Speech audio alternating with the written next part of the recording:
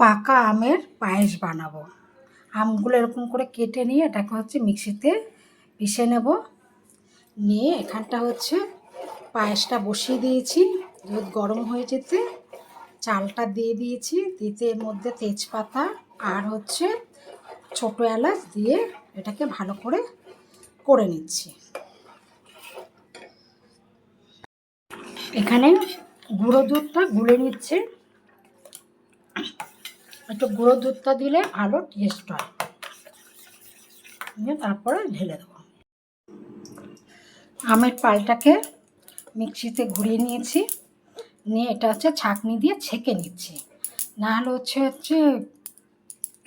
ছিবড়া ছিবড়া থাকে, ওই জন্য এটাকে ভালো করে ছেঁকে নেওয়া হচ্ছে। আমের এটাকে ছেঁকে নিয়েছি। দেখো এরকম সব ছিপড়ে থাকে, না হলে গালে পড়বে। এবার কড়াই বসিয়ে দিয়েছি। এটা ভালো করে নেড়ে নেব।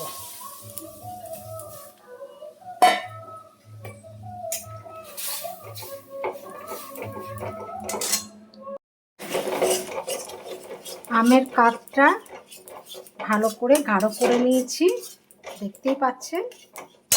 এবার আমি চিনি দিয়ে দেবো। আপনারা যে যতটা চিনি খাবেন সেই হিসাবেই নিয়ে নেবেন।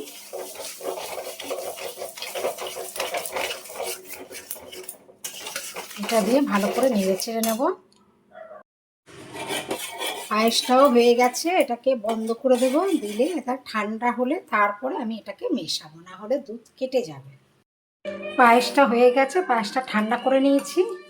এবার আমের কাঠটা এর সঙ্গে ভালো করে মিশিয়ে নেব। আমের পায়েস রেডি।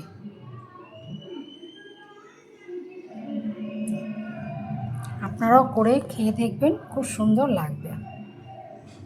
কেমন লাগছে কমেন্টে জানাবেন।